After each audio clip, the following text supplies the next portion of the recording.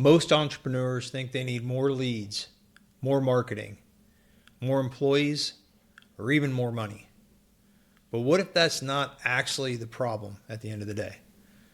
What if the real issue is your infrastructure? Because here's what I've seen every day. Business owners work harder. They hire more people. They spend more money. They add more software. They add more complexity. And somehow the business becomes heavier instead of lighter. The phone rings more. The interruptions increase. Every decision seems to flow back to the owner. Every customer issue eventually lands on their desk, and every employee needs approval. Every problem somehow finds its way back to the entrepreneur. And eventually, that business owner starts to ask a question I've heard hundreds of times. Why does this business feel harder now than I did 5 years ago when I first started? Now, the answer usually isn't revenue. It's typically either like systems that they're using, it's the structure, it's basically the operational readiness. And that's why I believe AI is one of the biggest opportunities entrepreneurs have and what I've seen in decades. Not because it writes your content, not because you can go create an image with it, and not because it helps you write social media posts. You know why? Because it helps you build infrastructure. One of the biggest lies entrepreneur tells themselves is nobody can do it as well as I can. I mean, I've said that many times with my businesses. And sometimes that might be true. You know, you're probably the best salesperson of the company. You probably are the best problem solver. And you probably, know your customers better than anyone else because you created the business. But that's also the exact thing that prevents growth.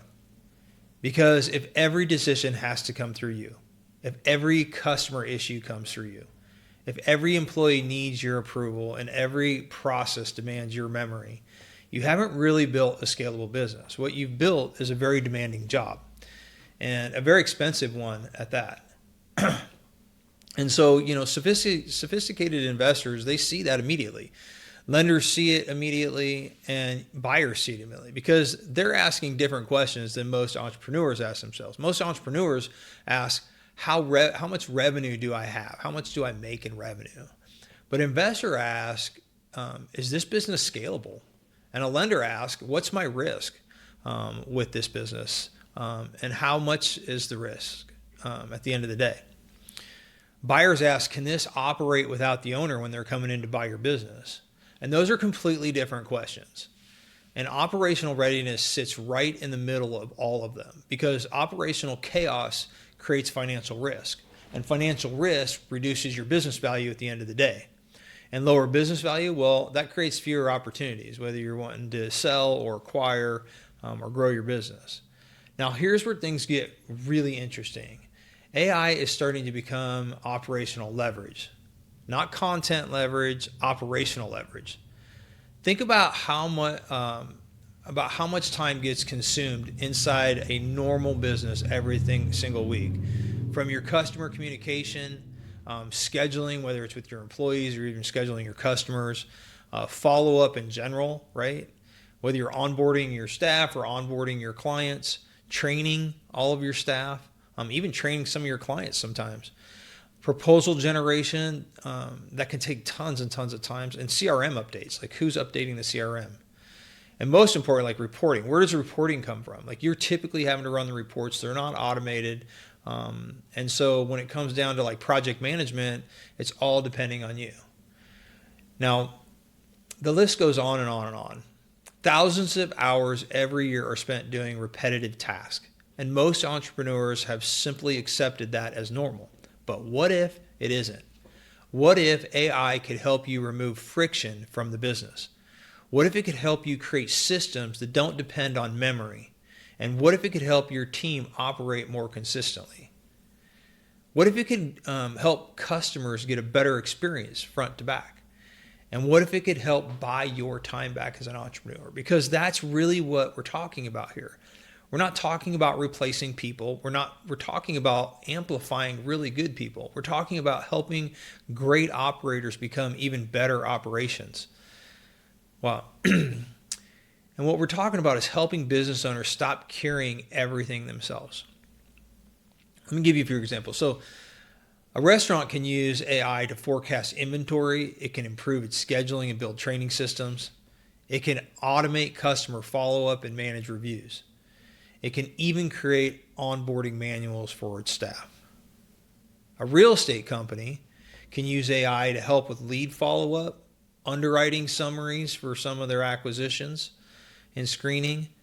They can do market analysis using AI, and tenant communications and CRM workflow can all be helped with the real estate business.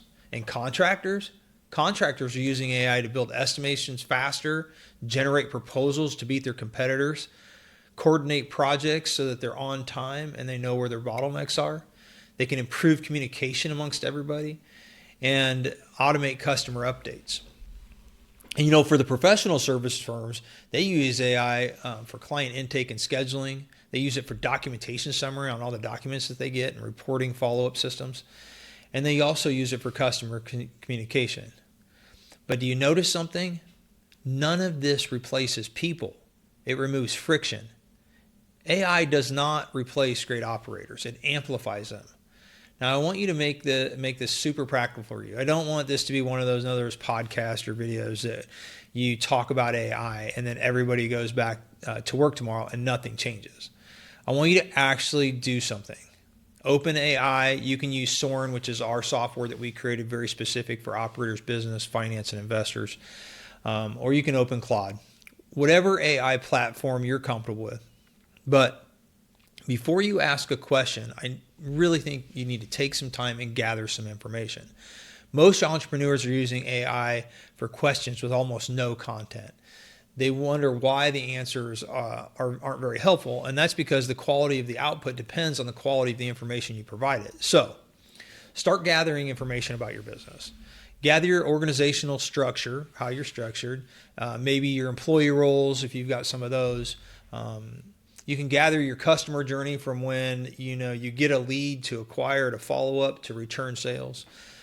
Your onboarding process, whether it's with your customers or even your employees, and gather any SOPs that you already have. Workflow information works well too if you have any of that. And if you don't have those things documented, that's okay. Don't worry about it. We can simply explain it and explain how your business works verbally by just talking into the AI. Explain how a lead becomes a customer, like we talked about, and how a customer becomes a repeat customer. Explain the touches and the process in which as a salesperson with your company is an amazing experience. You can talk about where delays happen in your business or where problems occur. But then ask AI this, and I'll put this in the description of the video so you can go back and copy and paste this. But say something like this. Act like a COO, a private equity operator reviewing my business. Identify the biggest operational bottlenecks, workflow inefficiencies, where the owner is dependent, and communication breakdowns for my scalability issues. Now you're looking at your business through an operator's eye instead of like an owner's eye. And that's important because an owner looks at a business completely different than operations does. And that perspective changes everything. Now, let's take this one step further because most entrepreneurs stop after they identify the problem. But identifying the problem doesn't create value. Building solutions create value. And this is where AI starts to become really powerful if it's used properly. Because now we're going to ask AI to help us build the business we want instead of simply diagnosing the business we have. Take all that information you've already uploaded, your workflow, customer journey, all of those things. Your team structure, very important at the end of the day. Your communication process, all those things that you have gathered so far. And now ask AI this. Review my business operations and recommend AI-powered systems, automation, workflows, and processes that can improve my efficiencies. Communication, reporting, customer experience, and scalability, etc. Then just stop, okay? Don't rush. Just read the answers. Absorb what those answers are. Because what you're looking for isn't technology. What you're looking for is leverage. You're looking for the opportunity where technology can help your people become more efficient at the end of the day. You want AI to help you identify where time is being wasted, where communication between staff and between yourself and even between customers is breaking down, where customers are waiting too long, where employees are performing repeated tasks over and over again, and where information gets lost. Where follow-up isn't happening consistently, whether it's with your employees or even your clients or even your vendors. Where bottlenecks are slowing growth. And most business owners have never actually mapped their own company this way. That's why this exercise is so valuable. So now let's get it even more specific. I want you to tell AI exactly what type of business you operate. And whether you're a restaurant, a contractor, medical, law firm, accounting firm, there's several different companies, real estate companies, even property management companies that are out there. I've even seen a manufacturing and e-commerce companies use this. There's so many different businesses, service business, but then ask this. Based on my industry, recommend the best AI tools, CRM systems, operating software platforms, automation systems, workflow technologies that we should be using in our business. This is where things get really, really exciting because AI will start to introduce you to solutions that you have never heard of before. It may recommend a customer service platform that you've never heard of, a scheduling platform. You might even not even know there might be a proposal automation system out there, a different way to do your inventory or project management tools. But these communication softwares out there are just amazing today. There's workflow automation, and suddenly you're no longer guessing. You have a list of things that can help your business immediately.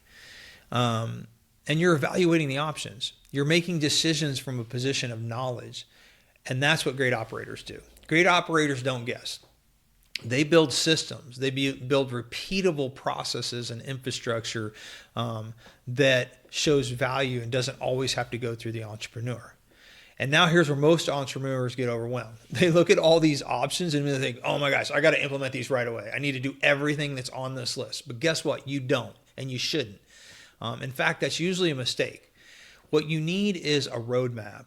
You need to know what to do first, what to do second, and what can wait. So now, right back to your AI. One final question, and write this in. So create a 90-day AI implementation roadmap for my business. Prioritize the highest return on investment and improvements first. Show me what I should do and focus on the next 30, 60, and 90 days. Now, you've gone from idea to now execution. You've gone from theory to strategy. And most importantly, you've gone from reacting to planning. Because a lot of entrepreneurs spend their entire careers reacting to employees walking in the door when they're in the middle of something, or customers that are, bug you just as well. And then reacting to problems, emergencies. But scalable businesses are built proactively. They're built with systems. They're built with structure. They're intentionally designed at the end of the day. And that's exactly what AI can do and how it can help you. Now, as we're wrapping this up, I want to talk about something that doesn't get discussed enough. I think a lot of entrepreneurs secretly feel trapped. And if you've ever felt that way, you're not alone. You started the business because you wanted freedom. You were thinking, oh man, I'm going to get this thing rolling. I'm going to have freedom of time in. I'm going to have all kinds of money. I have lots of freedom to choose what I want to do. And freedom to build something that matters. But guess what? Somewhere along the way, the business started demanding more of you. Demanding more of your time, energy, attention. You always have to make decisions. You're the only one that's responsible. And before you knew it, the business that was supposed to create freedom started creating pressure. And you wake up thinking about it in the middle of the night, 2 a.m., laying in bed. You take a vacation and still answering emails, still taking calls. You leave the office and the office follows you home. And eventually you start asking yourself difficult questions. Did I build a business or just another job? And that's not a fun question, but it's an important one, because the answer isn't usually more effort. The answer is usually better structure, better systems, better communication, and better visibility. How can I make better decisions, or better decision-making process? And that's what AI really represents. Not technology, not software, not AI automation, but decision-making. Because every great business is simply a collection of decisions, thousands of them. Every hiring decision, every customer decision, every pricing decision and capital decision, your acquisition decisions. These are all just decisions you continue to make. Do I lease or do I buy my real estate? How do I operate my business differently in today's world than it's been? And when those decisions improve, the business improves overall. The business improves and the value improves. When value improves, your options improve. And when your options improve, guess what? Your freedom improves. And that's why we built Soren. We built Soren because the world didn't need another chat bot at the end of the day. The world already has plenty of chatbots. We built Soren because entrepreneurs need help thinking. They need help seeing opportunity. They need help identifying risk. They need help understanding value, preparing for lenders, preparing for investors, and preparing for growth. At the end of the day, you want to sell it, right? So you got to prepare for your acquisition. And then what do you do with your wealth creation? That's why I encourage you to spend some time with Soren after this episode. Don't just ask it random questions. Teach it about your business, show it your operations, and show it your systems. Even your challenges, get in there and tell it what your challenges are. And, I'd even share it with your goals. Then let it help you think. Let it be that advisor for you. And while you're there, I also encourage you to take the Capital Readiness Challenge. I don't really think of it as a survey. It's kind of like an assessment at the end of the day, but it's about you. It's about your business, about where you are, not just financially, but also where you are emotionally, where you are with your goals, and where you're trying to go. And it's a way to understand where you are today and where you need to go tomorrow, because readiness matters. Operational and financial readiness matters. Getting ready for your lenders and your evaluation, that all matters. At the end of the day, you're trying to build wealth, and you want to be ready for that wealth. The entrepreneur who wins over the next decade won't necessarily be the smartest people in the room. They won't necessarily work the hardest. They won't necessarily have the biggest business, but they will think differently, and they'll think like an operator. They'll think like an investor. And you know what? They'll think like a lender, and possibly even be thinking like a builder. Because when you're building something, you're building infrastructure before they actually need it. They'll use AI to create leverage. They'll use system to create consistency. And they'll use readiness to create opportunity. And they'll use opportunity to create wealth, because when you have opportunity, you can create wealth. And that's the journey we're going to take together in this series. We're going to talk about operational readiness. We're going to dive into financial readiness, being ready for a lender if you're looking to borrow, or business valuation if you're looking to sell. Maybe you want to be ready to acquire and grow, or move from leasing your building to owning the real estate that you're in. Finding the capital and the wealth, and how AI can help tie all of that together. So we're going to be diving into that over the next few episodes, because the goal isn't just building a business. The goal is building a life.